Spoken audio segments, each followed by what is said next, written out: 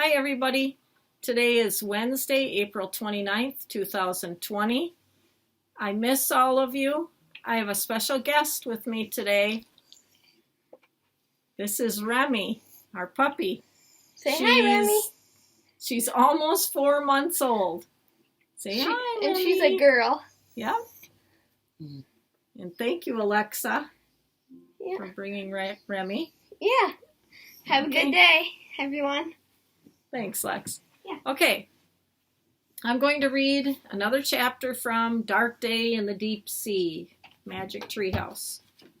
Okay, chapter 7. Help!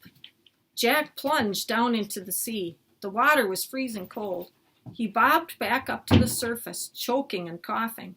The life vest Jack kept afloat, but the waves kept hammering him. Help! Jack shouted.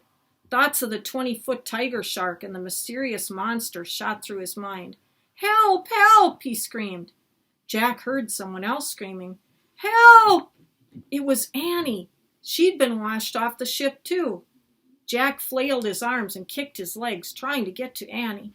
A wave lifted her up and tossed her toward him. But just as Jack reached for her hand, another wave pushed her past him, out of reach. The wand, Jack! Annie shouted. Use the wand! The wand, Jack thought. The wand of Dianthus. Where was it? In his backpack. He didn't have his backpack. Where was his backpack? Jack, the wand! Annie yelled. I don't have it, Jack shouted. His voice was lost in the roar of the storm. Jack kept flailing and kicking, trying to reach Annie again. Jack felt his cork-life vest coming loose. Another wave crashed over him, and one side of the vest slipped off his arm. Jack clutched the vest, trying to keep it on, but the waters kept pulling and tugging. The sea itself seemed like a monster. As Jack desperately fought the water, he saw another life vest floating free on the waves. It was Annie's. Where was she? Annie! Jack screamed. As he looked around, he lost his fight with the sea. A wave washed his vest right off him. Then another wave crashed down on his head and pushed him down into the deep. Jack held his breath as he plunged through the black water. He thrashed his arms and kicked his legs, trying to get back to the surface. His head popped above the waves, and he took one deep gulp of air before another wave washed over him, and he went under again. Jack kept kicking and trying to swim, but the fight to get back to the surface was too great. Just when he was about to run out of air, he felt something curl around his waist. Then he felt himself being lifted toward the surface. Jack's head popped above the water again. He opened his mouth and gasped for air. The waves were swirling and foamy, but Jack kept his head above them. Something around his waist was holding him up. Jack couldn't think at first. He was trying too hard to breathe. But then he saw something spreading across the water near him. It looked like a giant gray umbrella with dark spots all over it. Rising from the center of the umbrella was a huge, rounded head. It had yellow eyes with black pupils.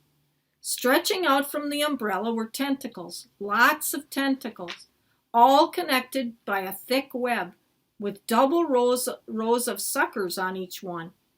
A giant octopus, Jack thought with horror. It was much bigger than the octopus he'd seen a long time ago, and this time a tentacle of the huge creature was curling around his waist. Help! Jack shrieked. He tried to pull himself free from the thick, rubbery arm. The giant octopus held him tightly. Jack looked around wildly. Where was Annie? This is the picture.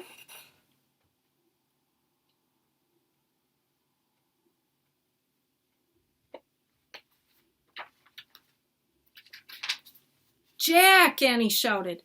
Jack saw her. One of the octopus tentacles had lifted Annie above the surface of the water, too. Jack's relief at seeing Annie was matched by his terror. We're caught, he cried. Try to escape. Jack kept trying to break free from the huge tentacle. But the more he fought, the tighter the grip of the octopus became. Don't fight him, Jack, Annie yelled.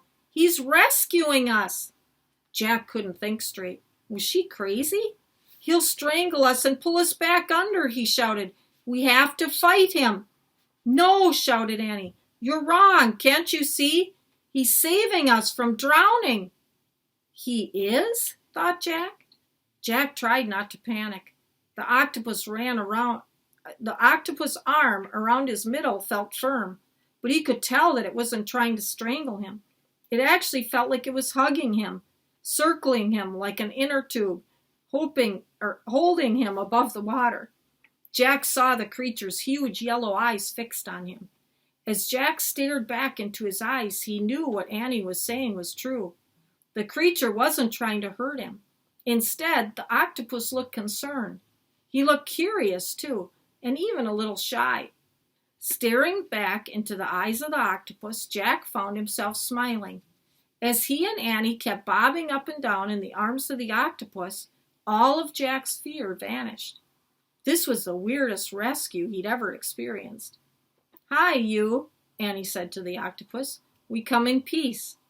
Jack felt so dazed he started laughing. Annie laughed too. Even the octopus looked amused. Their laughter was interrupted by the blare of a horn. Jack heard men shrieking and shouting. He looked up and saw the HMS Challenger heading toward them. And that's the end of chapter 7. So tomorrow I'll read chapter 8. That was kind of a surprising chapter, wasn't it? Okay, today we'll have a math lesson, and make sure that you are checking Seesaw for activities that are on there. Today in math, we're on lesson 2. It's called Compare and Order Lengths. So what I'd like you to do is I'd like you to find 2 objects at home that will fit in the box. I want you to draw them in the box. Make sure you lay them side by side so you're starting at the same spot with each of the objects. Okay, I'd like you to circle the object that is longer, then put an X on the object that is shorter.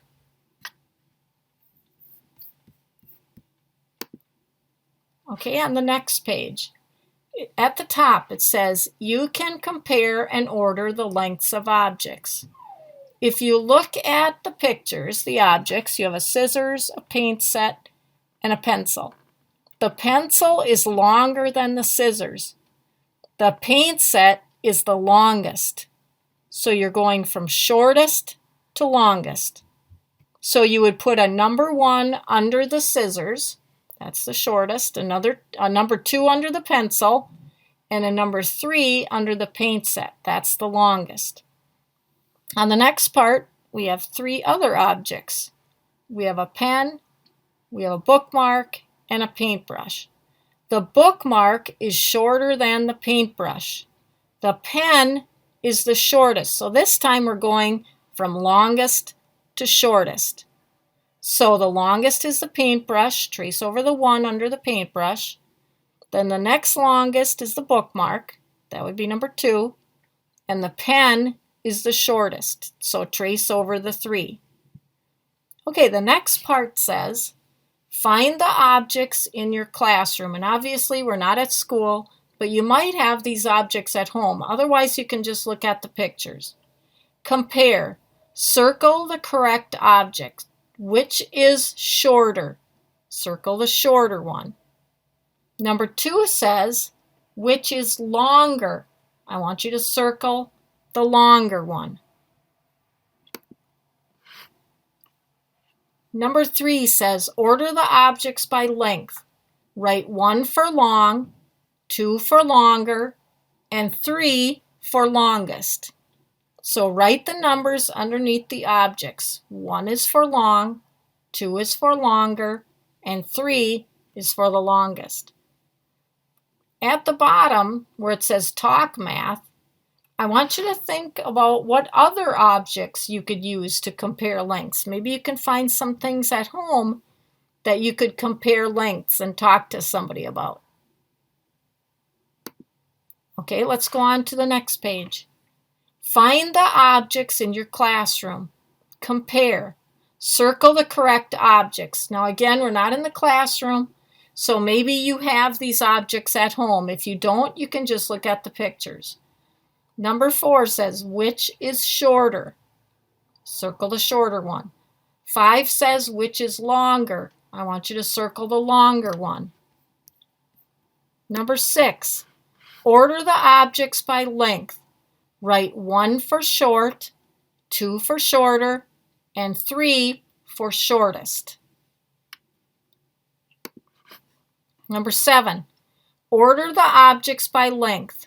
Write 1 for long, 2 for longer, and 3 for longest.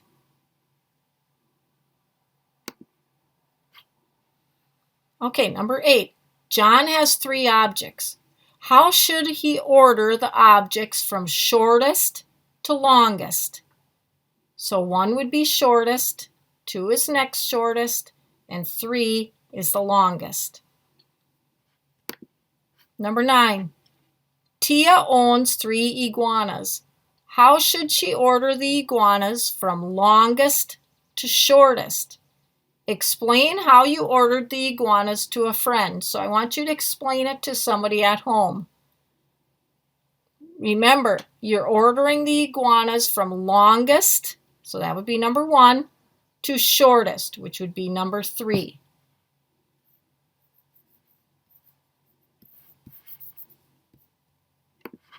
Okay, number 10. Zoe writes 1 for long, 2 for longer, and 3 for longest. Tell why Zoe is wrong. Make it right. So she did something wrong. So at the bottom, on the lines, I want you to write long object, longer object equals, and longest object equals. So you should have the equal sign after each set of words. So I want you to write what the long object is, what the longer object is, and what the longest object is. You have a cube, chalk, and a pencil. And then I want you to order them from 1 to 3. The long one is 1, longer is 2, and the longest is 3. Have a good day, everybody.